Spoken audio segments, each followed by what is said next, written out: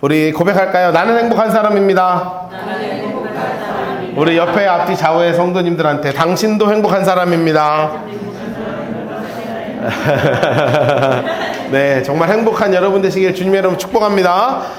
정말 행복하다는 것은 다른 게 아니라 예수님이 나를 진짜 사랑하신다는 것을 그냥 확신하는 거예요. 성경을 읽을 때마다 꼭 사랑한다고 해야 되나? 그쵸? 여러분 꼭 사랑한다고 얘기해야만 사랑한다는 걸 알아요? 물론 그러면 좀 더 확실해지지만 꼭 그렇지만 않잖아요. 제가 이번 주에 성경을 이렇게 읽다가 이 장면이 눈에 확 들어오더라고요. 어떤 한 여인이 현장에서 잡혔잖아요. 잡혔어요. 그래서 사람들이 뭐라 그러냐면 이 여자를 돌로 쳐 죽이자는 거예요. 여러분 너무 잔인하지 않습니까? 여러분 이거 보통 일이 아니잖아요. 여러분 사람 죽이자고 해본 적 있어요? 이제 그럴 마음을 가진 적은 있겠으나 내가 너를 가만두지 않겠다 이럴 수는 있지만 진짜 돌 들고 막 때리려고 그러진 않잖아요. 근데 이거 진짜 쉽지 않다고요. 그래서 정말로 진짜 이 여자 돌로 쳐서 죽여야 된다고 예수님한테 아주 강력하게 얘기하는 거예요. 근데 사실은 진짜 죽이고자 하는 마음도 있었지만 이들의 마음에는 이거를 빌미로 삼아서 예수님을 어떻게 해서든지 완전히 한번 무너뜨려 보려고 이 여자를 빌미로 삼은 거예요. 사실은 우리 주님이 이 마음을 다 아시잖아요. 큰 죄를 진 것도 맞고요.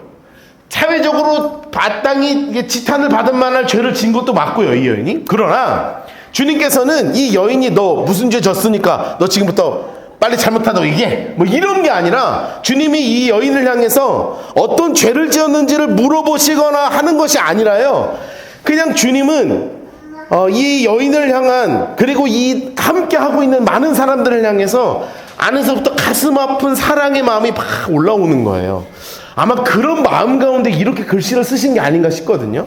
요한복음 8장 6절부터 7절까지 말씀을 보니까 사람들의 마음이 이렇게 나와요. 그들이 이렇게 말하면 고발할 조건을 얻고자 하여 예수를 시험함이로라. 예수께서 몸을 굽히사 손가락으로 땅에 어떻게 쓰시냐 하면 그들이 묻기를 맞이하지 아니한지라. 이에 일어나 이르시되 이렇게 쓰신 거죠. 너희 중에 죄 없는 자가 먼저 돌로 쳐라. 여러분 사실은 예수님도 알아요. 우리도 아는 게 뭐냐면 정죄하는 게 훨씬 편합니다. 정죄하는 게 훨씬 쉬워요. 그리고 내 기준으로 정죄하는 거기 때문에 정죄할 수 있는 기준도 확실합니다. 여러분만큼 기준이 확실한 사람들이 없잖아요. 여러분들의 기준으로 누구든지 얼마든지 지금 당장이라도 정죄할 수 있죠. 정죄하는 것만큼 쉬운 게 없어요. 그런데 주님의 마음은 정죄의 마음이 아니라 정죄가 아니라 사랑의 마음이고 사랑은 곧 용서와 품는 마음이었거든요. 그게 곧 따뜻한 사랑이란 말이에요. 제가 이 설교를 이렇게 준비하다가 이솝우화가 하나 생각나더라고요. 이게 말을 뭐냐면 해와 바람이라는 이솝우화예요. 첫 번째 장면 보여주실래요? 여러분 아주 잘 아는 거예요. 어느 날 해와 바람이 서로 싸우기 시작했어요. 누가 더 힘이 센지 겨뤄볼까? 바람이 이야기했어요. 저기 있는 나그네 옷을 먼저 벗기는 사람이 더 힘센 사람이라고 하자. 내가 먼저 하지. 이 마이크가 이 손에 드는 거면 내가 바람 소리를 낼 수 있는데 바람이 세게 불기 시작했어요. 사람이 옷을 더 여미는 거예요. 오늘 왜 이렇게 날씨가 바람이 많이 부는 거야? 너무 추워 죽겠네. 아니 이 사람이 옷을 안 벗다니 내가 더 센 바람을 불어야지. 해가 이야기했어요. 야 비켜봐. 넘겨봐. 내가 지금부터 내가 보여줄게. 햇볕은 웃는 마음으로 따뜻한 해를 이 사람에게 비추기 시작했어요. 왜 이렇게 햇볕이 더운 거야? 햇볕이 얘기했어요. 그래, 내가 햇볕을 더 따뜻하게 비추면 저 사람이 옷을 벗겠지? 하고 웃는 얼굴로 햇볕을 더 따뜻하게 비춰주었어요. 여러분 결국은 누구를 통해서 옷이 벗어졌어요? 아니 옷을 벗은 게 좋은 건지 나쁜 건지 제가 이걸 잘 모르겠더라고요. 근데 이 그림을 보면서 제가 느낀 게 있어요. 그 앞에 그림을 보여주시면 정죄하는 거잖아요. 여러분 누군가를 정죄할 때 웃으면서 정죄해요? 그럼 진짜 잔인한 겁니다. 그건 진짜 악한 사람이 할 수 있는 거예요. 웃으면서 정죄하는 거는 진짜 악한 사람이 할 수 있는 거고요. 여러분이 보통 정죄할 때는 이런 표정으로 정죄를 하죠. 어떻게 해서든지 바람을 더 세게 불어보려고 확 한단 말이에요. 그런데 진짜 사랑은 어디서부터 느껴지는 거냐면 그 다음에 햇볕이 비춰질 때는 따뜻함으로 비추잖아요. 막 따뜻함으로요 보여주시는 거예요. 제가 이 동화를 이렇게 일러스트를 이렇게 찾아보면서 무슨 생각을 했냐면 주님이 그 여인을 향해서 사랑의 눈빛을 보내실 때 바람의 눈빛이었을까 해의 눈빛이었을까 했어요. 여러분, 주님께서 이 여인을 이제 너 더 이상 죄짓지 말고 가. 너 정죄하던 사람도 어디 갔니? 너 이제 더 이상 죄짓지 말고 가. 하고 이 여인을 나 보내주실 때 바람이 했던 것처럼 가 이놈아! 하신 게 아니라 햇볕이 지금 웃는 것처럼 더 이상 이 죄 가운데 거하지 마. 여러분, 제가 주님의 사랑에 대해서 깨달으면 깨달을수록 느껴지는 게 바로 뭐냐면 주님의 사랑의 결정체는 주님이 우리를 사랑하신다고 하는 것의 그 최고봉은 뭐냐면 진짜 우리를 사랑하셔서 용서해 주시는 그 사랑이라는 거죠. 여러분, 우리 주님께서는 여러분 모두를 진심으로 사랑하시는 줄로 믿습니다. 그래서 오늘 우리가 예배를 드리기 전에, 우리가 예배를 시작해서 말씀을 듣기 전에도 우리가 먼저 죄를 고백하고 우리의 죄를 자백하면 주님께서 그 어떠한 것보다 따뜻한 사랑의 마음으로 여러분들을 감싸 주실 것이고, 그 따뜻한 사랑 때문에 여러분 가운데 세상이 주는 행복이 아니라 하늘에서부터 쏟아져 내려오는 행복함이 여러분 심령에서부터 막 솟아져 올라오게 될 줄로 믿습니다. 그것의 말씀이 바로 뭐냐면 팔복이에요. 이 팔복의 말씀 중에 오늘 6번째 말씀인데 바로 이 말씀입니다. 같이 한번 읽어볼까요? 시작. 마음이 청결한 자는 복이 있나니 그들이 하나님을 볼 것이며. 아멘. 제가 이 말씀이 참 좋더라고요. 왜냐하면 성경을 읽다 보면 하나님께서 우리 인간들에게 가장 강조하시는 게 하나 있어요. 그게 바로 뭐냐면 이 마음을 잘 지키라는 거예요. 마음을 잘 지키라. 우리가 성경에서 제일 부러워하는 사람이 있습니다. 그게 누구냐면 솔로몬이에요. 솔로몬. 제가 이번에 이제 청년들 집회가 이제 여름에 이제 있는데, 청년들 집회는 솔로몬을 가서 좀 이야기를 하려고 지금 제가 준비하고 있는데요. 솔로몬이 왜 다들 청년들이 되게 부러워해요. 나도 그렇게 한번 살아봤으면 좋겠어가지고. 일단 타고나기를 다이아몬드 수저로 태어났잖아요. 그러니까 태어난 출생 자체가 다릅니다. 물고 태어난 게 달라요. 예, 우리가 물고 있는 거랑 아예 다른 걸 갖고 물고 태어났습니다. 게다가 머리는 너무 좋잖아요. 그쵸? 뭐 좋잖아요. 여러분 너무 부럽지 않아요? 물론 공부 잘하고 싶지 않습니까? 나는 공부 되게 잘하고 싶었거든요. 못해서 그렇지. 예, 안타깝게도 수학을 세상에 제일 못하고 여전히 못하고 있지만 뭐 어떻게 하겠어요. 근데 잘했을 것 같아요. 영어도 막 잘했을 거예요. 제가 영어를 한 20년 공부했거든요. 20년을 진짜 돈을 얼마나 썼는지 몰라요. 학원에 갖다 바친 돈만 수천만 원 될 거예요. 그런데 영어 안 한 지 한 3년 되니까요, 혀가요 이렇게 굳어서요, 외국 여행을 한번 갔는데 아내가 저한테 엄청 뭐라 그러더라고요. 진짜 영어를 잘하는 사람이 맞냐. 옛날엔 나도 잘했었다. 네, 샬라샬라를 할 수 있었다 내가. 근데 안 되는 걸 어떻게. 근데 얘는 머리 좋으니까 막 됐을 거예요. 수많은 언어들이 외쳐졌을 거예요.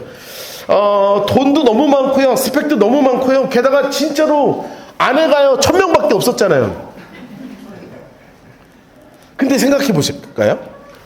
이렇게 금수저를, 다이아몬드 수저를 가지고 태어나고, 머리가 너무 좋고, 그리고 하고 있는 공부도 너무 많고요, 부인도 너무 많고요, 나라의 왕이고요.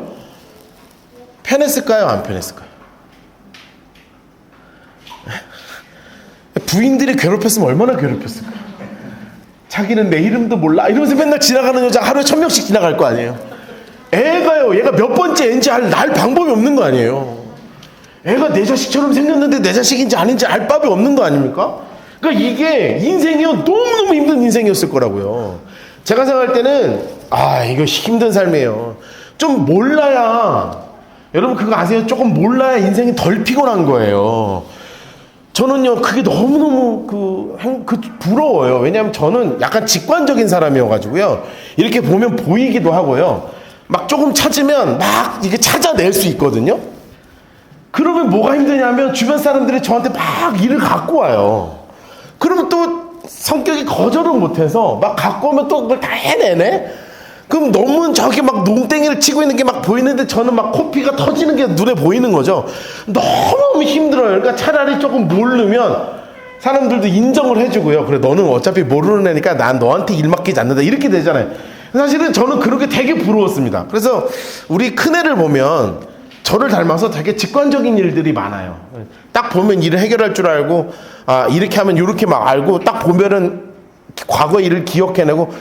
그래서 제가 느끼는 게 있습니다. 네 인생도 앞으로 조금 피곤하게 살겠구나.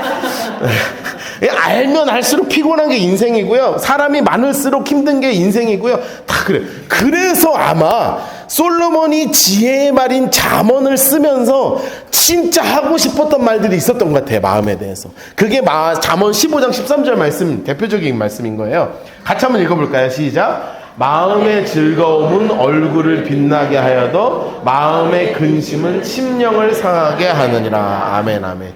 제가 여러분들한테 설교를 하는 사람이지만 여러분 이제 제가 강단에 서가지고 여러분 얼굴 쭉 보잖아요. 그러면은 오죠. 고생했구나 이번 한 주에. 한판 대박 이제 한판 이렇게 이제 부부끼리 그냥 파이팅을 한번 이렇게 엄마랑 오면서 오늘 이렇게 한 번씩 하고 왔거나 이게 아니면 이번 한 주 진짜 너무너무 행복했구나 이런 게요 보여요. 왜냐하면 마음의 즐거움은 얼굴을 그대로 빛나게 하고요. 마음의 근심은요 심령이 하니까 얼굴도 이렇게 썩어 들어가는 거예요. 여러분 인생에서 그래서 정말 중요하게 붙잡아야 되는 게 뭐라고 성경에서 이야기하는 거냐면 마음이라고 그래요. 요즘은 뭐라 그러냐면 멘탈 잡으라 그러지만 사실 그거 최근에 쓰인 말입니다. 그 전까지 뭐라 그러냐면 자 마음을 굳게 잡아 굳세어라 너의 굳센 마음이 꼭 필요하다 이렇게 이야기했단 말이에요. 왜냐하면 이 마음이 흔들리면 삶의 근간이 완전히 무너지기 때문에 그렇습니다. 그래서 솔로몬이요 심지어 이렇게까지도 강조하는 거예요. 잠언 4장 23절 이렇게 써있잖아요. 모든 지킬 만한 것 중에 더욱 내 마음을 지켜라. 생명의 근원이 어디서부터 나오냐 하면 마음에서부터 나온다는 거죠. 여러분 무엇보다 여러분의 마음을 지키는 여러분 되시기를 주님의 이름으로 축복합니다. 여러분 마음의 중심을요 하나님이 얼마나 보시는지 몰라요. 하나님은 여러분의 행동을 보시지 않는단 말이에요. 너무나 감사한 거예요. 제가 이번 주에도 어떤 후배 목사님하고 이런저런 얘기하다가 제가 이제 지난 우리 사무엘 하 공부하는 것을 그분도 이제 영상으로 공부를 다시 이제 제가 영상 보내줬더니 열심히 했더라고요. 그러면서 제가 사무엘 하를 공부하면서 갈수록 느꼈던 게 뭐였냐면 진짜 답이 별로였다. 우리가 다윗을 공부하면 공부할수록 얘가 정말 대단한 애인 것 같은데 하는 결정은 우리가 하는 결정보다 훨씬 더 못해요. 혼내야 될 건 좀 혼내야 되는데 혼내지도 못해요. 말해야 될 상황에 말하지도 못하고 욕망에 사로잡히고 욕망을 덮기 위해서 죄를 덮기 위해서 이 권력을 가지고요 살인, 교사까지 저지르면서 사실은 진짜 못난 사람이에요. 아브라함은 안 그랬을까요? 모세는 안 그랬을까요? 다 못난 것들 투성이었어요. 그런데 정말 평범 그 이하의 사람들이 성경에서 우리가 바라보는 대단한 믿음의 조상이요 막 하나님의 마음에 합한 사람이 막 이렇게 된단 말이에요. 그런데 그럴수록 제가 느낀 게 뭐였냐면 그럴수록 아브라함이 너무 좋아. 그럴수록 모세가 너무 좋고요. 실수를 많이 하는 다윗이 너무 좋더라고요. 왜냐하면 내 삶이 그렇거든요. 내 삶도 정말로 보기에 하나님 보시기에 온전할 수 없는 삶이잖아요. 그런데 다윗을 왜 그렇게 하나님이 좋아하셔서 이렇게까지 말씀하셨냔 말이에요. 사도행전을 보면 다윗에 대해서 이렇게 한 줄로 평가하고 있거든요. 이렇게 평가해요. 다윗을 왕으로 세우시고 증언하여 이르시되 내가 이새의 아들 다윗을 만나니 내 마음에 맞는 사람이라 내 뜻을 다 이루리라 하시더라. 여러분 행동으로 판단하셨으면 다윗은 아웃이라는 거예요. 행동으로 판단하셨으면 여러분은 그냥 아웃이에요. 하나님 앞에 내세울 게 뭐가 있어요? 조금 더 법 잘 지키고 살고 조금 더 배려하고 살고 조금 더 착하게 살면 뭐 대단합니까? 하나님의 여러분들을 보실 때 사실은 여러분 완전 아웃이란 말이에요. 행동으로는 답이 없는 존재가 우리들이에요. 여러분의 마음이 얼마나 더럽습니까? 여러분의 생각이 얼마나 더럽습니까? 여러분의 정말 하고 있는 행동과 죄를 사랑하는 마음이 얼마나 더러워요. 그런데 하나님은 그 행동과 이런 것을 보시는 것이 아니라 하나님이 지금도 보시는 것은 다윗의 마음의 중심이 비록 내 겉에 있는 행동은 무너지더라도 하나님을 향하여 다윗의 마음의 중심을 확 붙잡고 있었다는 거예요. 그게 어디서 드러나냐면 시편에서 드러나는 거예요.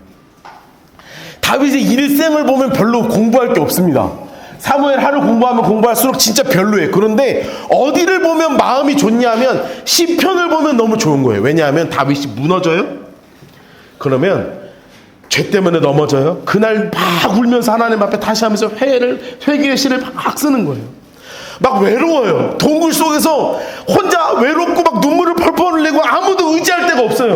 그러면 다른 것 하는 게 아니라 펜을 붙잡고 그 가운데서 막 시를 쓰는 거예요. 때로는 너무나 평범한 일상이 진행되는 거예요. 막 양들이 막 자유롭게 울고 짖고 너무너무 좋은 거예요. 그 양들을 바라보면서 내 평범한 삶 가운데서 역사하시는 하나님이 너무 좋으니까 딱 붙잡고 나서 또 시를 쓰는 거예요. 여러분, 다윗의 일생을 보면 성경의 사무엘하, 역대, 상하 뭐 이런 데서 나오는 다윗의 일생의 모습을 보면 진짜 별거 없는데 시편을 바라보면 그가 전혀 다른 다윗으로 보이는 이유가 뭐냐면 그 마음의 중심을 무너지지 않도록 끝까지 청소하는 자신의 청소 방법이 분명하게 있었다는 거예요. 여러분, 그것이 바로 다윗의 시라는 거죠.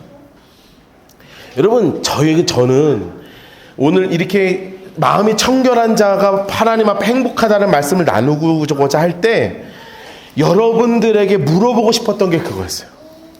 여러분들의 삶에서 신앙 가운데서 여러분만의 마음 청소 방법은 무엇입니까?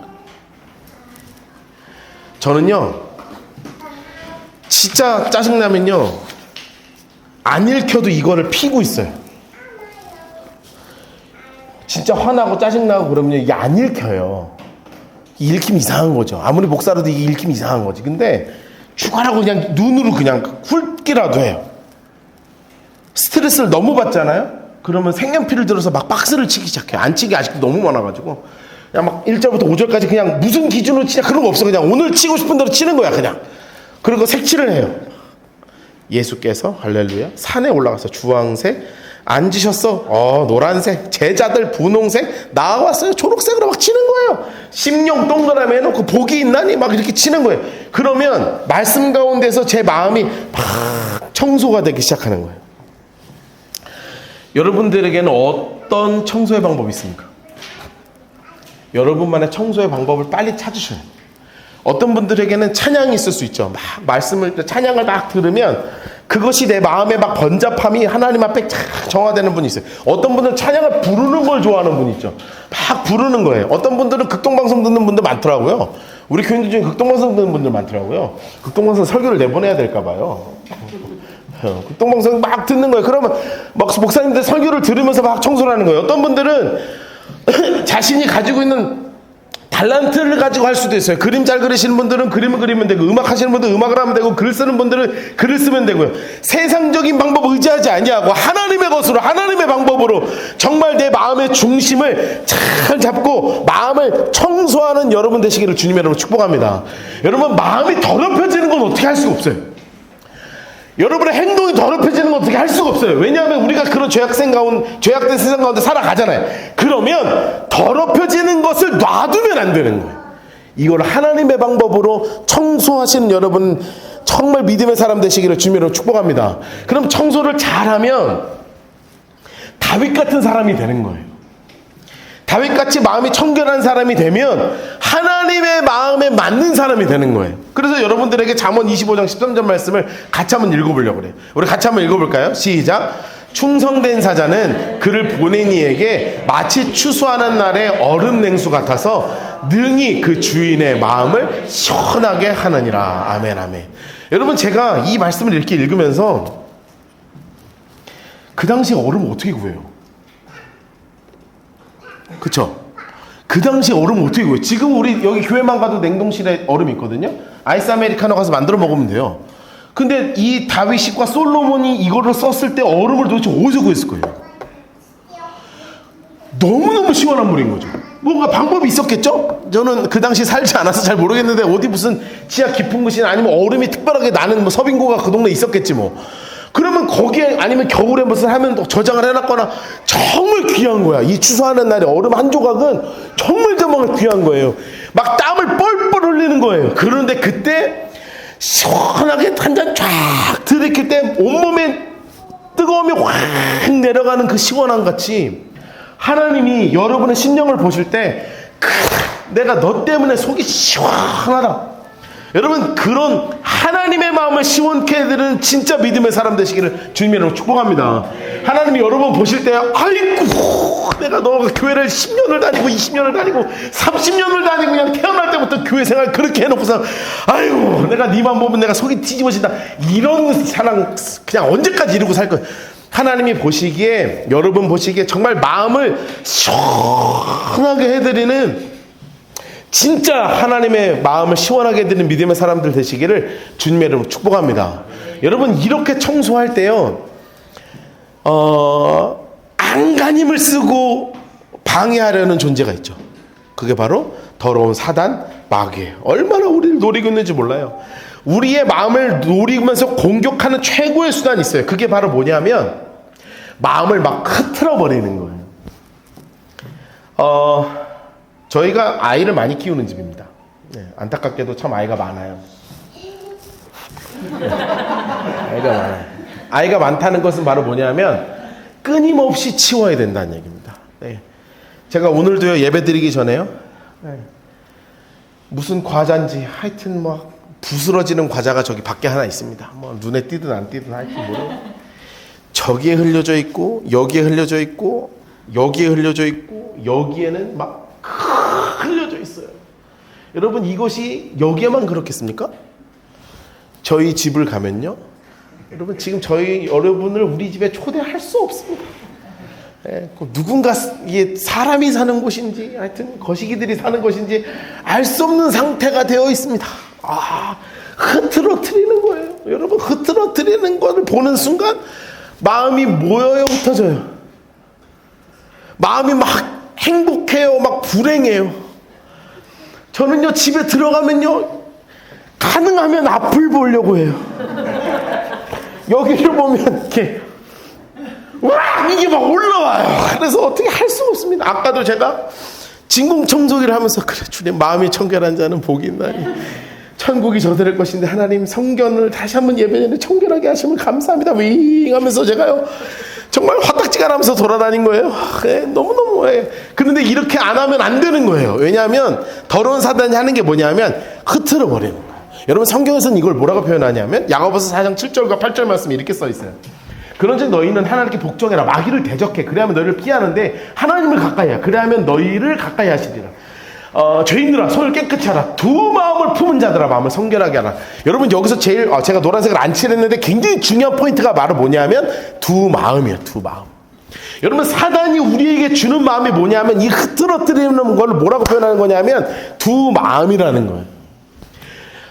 세상을 살다 보면 아예 대놓고 악한 게 있죠. 대놓고 악한 게 있어요. 음란함, 도둑질, 살인, 마약 뭐 이런 거 들으면 여러분 대놓고 악한 거잖아요. 그렇죠? 이건 그냥 대놓고 악한 거예요. 그런데 대부분 우리의 삶에서는 대놓고 악한 게 아닙니다. 굉장히 가치 중립적인 것들이 있어요. 우리의 삶의 대부분은 가치 중립적인 거예요. 여러분, 이것이 패드잖아요. 이거 좋은 거예요, 나쁜 거예요? 이건 그냥 가치 중립적인 거예요. 그렇죠? 이거는 그냥 아무것도 아니라 가치 중립적인 거예요. 그러나 이것을 어떻게 쓰느냐에 따라서 완전히 다른 삶이 되는 거죠. 이걸 가지고 하루 종일 딴짓만 해요. 이걸 가지고 하루 종일 이상한 짓만 해요. 이거 가지고 하루 종일 음란함에 빠져 있어요. 그러면 이거는 죄로 쓰이는 거잖아요. 자, 여러분, 우리가 유튜브 많이 보시죠?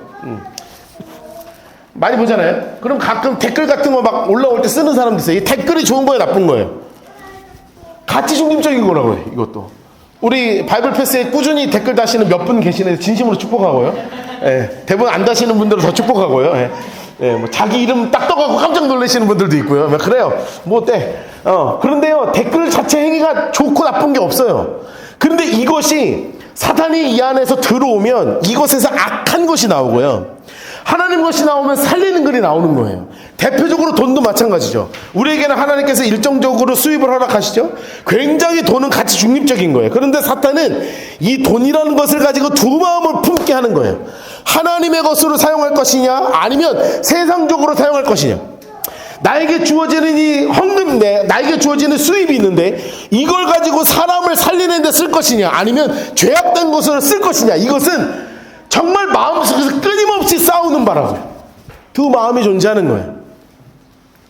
우리 사랑하는 성도님들 가운데는 어떻게 해서든지 선교를 향해서 작은 물질이라도, 어떻게 해서든지 긍휼을 향해서 작은 물질이라도 막 흘리는 분들이 있어요. 돈이 많은 사람이 흘리는 게 아니에요. 돈이 적게 벌어도 이거를 그렇게 흘려야 된다고 생각하는 거예요. 왜냐하면 하나님이 주신 마음에 하나님과 가까이 하면서 하나님이 주신 마음에 순종하기 때문에 막 가는 거예요. 그런데 이 마음이요, 두 마음으로 나뉘어져서 세상 가운데로 가기 시작하면 뭔가 나누고 살리기보다는 욕심에 따라서, 죄악이 되는 일을 따라서 쾌락을 위해서 돈을 글로 갖다 버린다고. 여러분, 사단은요, 우리의 마음을 두 개로 나누려고 지금도 정말 노력하고 있어요. 그러면 이 두 마음을 나뉠 때 성경에서 이렇게 써 있어요. 따라하겠습니다. 마귀를 대적하라. 다시 한번, 마귀를 대적하라. 여러분, 이게 굉장히 중요합니다. 깨달아야 돼요. 야, 이거 사탄이 주는 마음이다. 야, 이거 마귀가 나한테 주는 마음이다. 깨달아야 돼요. 그러고 나면 어떻게 해야 돼요? 대적해야 돼요. 선포하는 겁니다. 여러분, 믿음의 선포를 날리시기를 주님으로 축복합니다. 더러운 사단, 나한테 이 더러운 마음 주지 말고 물러나. 여러분, 진짜 입으로 선포하세요. 미친 사람처럼 해도 돼요. 막 지금 오면 얘기하라고요. 물러나. 얘기하시라고요. 여러분의 마음을 어렵게 하는 존재의 얼굴에다 하면 서로 관계가 안 좋아지니까 물러나 이렇게 하면 이제 그건 싸우자는 거니까 그렇게 하지 말고 그건 속으로 하시고, 예, 뭐 세상적인 가치관이 들어오려고 할 때 진짜 진심으로 외치시라고요. 막 어렵게 하는 상황이 온단 말이에요. 그리고 이 돈이나 어떤 세상의 것 가지고 유혹의 순간들이 온단 말이에요. 막 더러운 사단이 온갖 방법을 가지고 우리의 마음을 막 나누려고 한단 말이에요. 그런데 성경에서 뭐라고 써 있어요? 대적하라는 거예요. 그러면 하나님께서 우리에게 역사하셔서 더러운 사단에 피해가도록 길을 여신다는 거예요. 두 번째, 우리가 해야 되는 가장 중요한 방법 중에 하나가 바로 이거예요. 따라하겠습니다. 하나님을 가까이 하라. 그냥 더러운 사단한테 대적하는 것만이 중요한 게 아니라 더 중요한 게 뭐냐면 어디에 더 가까이 붙어 있을 거냐는 거예요. 여러분, 길을 쓰고 이번 한 주 하나님께 가까이 있으시기를 주님으로 축복합니다. 여러분, 제가요, 행복을 이야기하면 할수록요, 사단이 제 마음에 얼마나 크게 역사하고 있는지 몰라요. 제가 몇 주 전에도 말씀드렸죠. 막 그때 막 이유를 알 수 없이 막 우울하다고, 막 너무너무 힘들었다고, 며칠, 그 설교하는 날이요, 제 후배 목사님이 연락이 왔어요. 목사님, 이번 주 말씀이 너무너무나 좋았다는 거예요.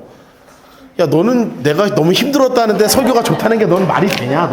넌 진짜 인간적으로 넌 너무 나쁜 인간이야. 내가 막 그렇게, 참 사람의 마음이 참 그렇게 약한 거예요. 그러니까 목사님 괜찮으세요? 이런 말이 먼저 나와야지. 목사님 뭐 말씀이 좋았, 참 악하다, 악해. 그런데 말이에요. 뭐 얘기하다 악한 마음은, 중요한 게, 어떻게 해서든지 제가 하나님 앞에 행복함을 향해서 나가고 싶을 때마다요, 사단이 제 마음의 행복을 자꾸 빼앗으려는 두 마음을 계속 주는 거예요.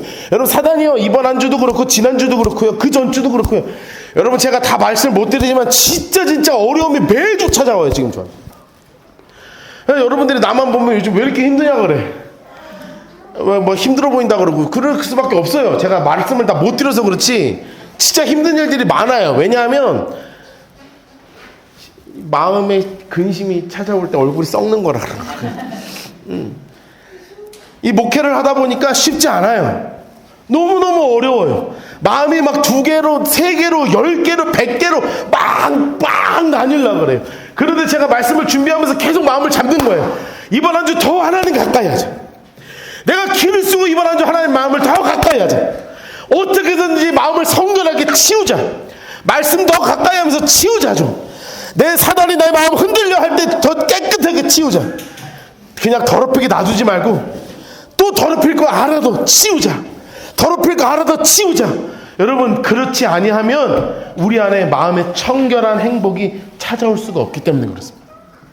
여러분, 이번 한 주도 하나님 더러운 사단이 여러분의 마음을 진짜 더 어지럽히는 일들이 있을지도 몰라요.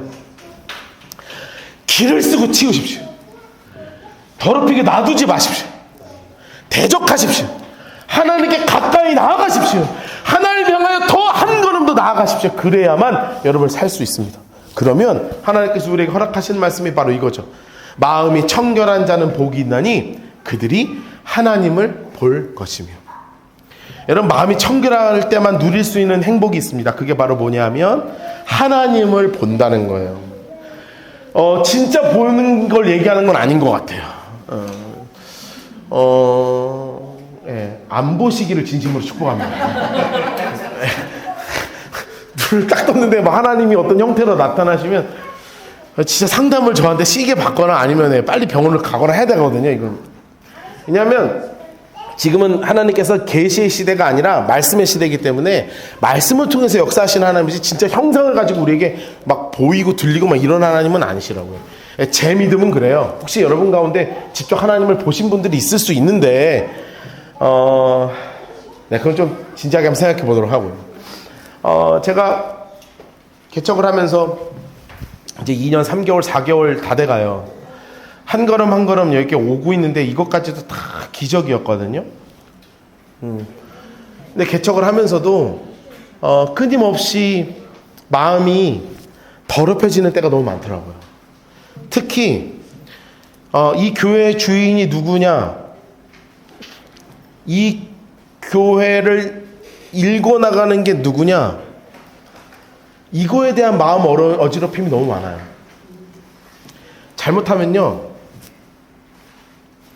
내가 목회해서, 내가 이 교회를 위해서, 성도를 위해서 기도해서, 내가 예배 인도를 해서 여기까지 이렇게 모인 것도 지금 다 기적의 현장이거든요. 이런 마음을 품으면 행복함이 없는 거잖아요. 내가 주인 되는 순간 왜 행복합니까? 한국교회가 진짜 어려워진 이유가 어디 있습니까?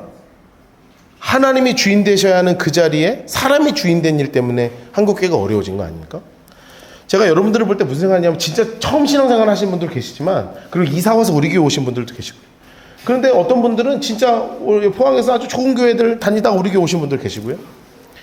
근데 그게 뭐 좋고 나쁜 걸 떠나서 여러분들 진짜 좋은 사람들이거든요. 제가 이렇게 만나가지고 진짜 악하다, 이런 분들은 좀 안 왔으면 좋겠다, 이런 분이 없어요.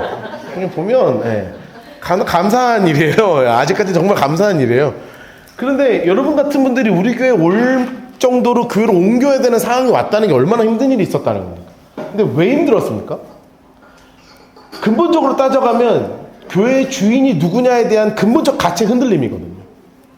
그 어느 교회든지 그 교회의 주인이 하나님이 되지 않으시고 사람이 주인되고 목사가 주인되고 직분자들이 주인되고 아니면 복음이 아닌 다른 것이 주인되는 순간에 정말 무너질 수밖에 없는 거거든요, 교회는.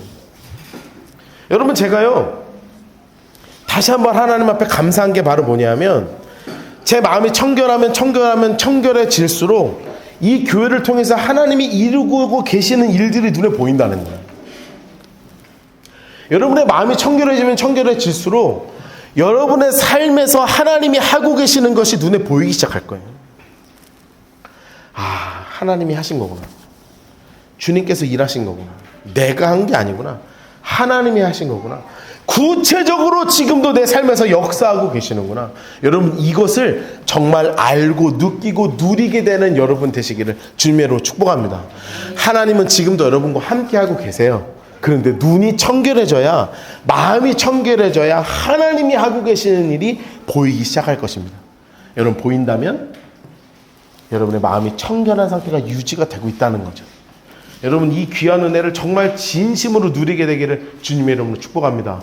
여러분, 그런 놀라운 일 가운데 마음이 행복함으로 하나님을 보시는 우리 모든 라이트하우스 포항 성도들 되시기를 주님의 이름으로 축복합니다. 이 시간에 함께 찬양하도록 할까요?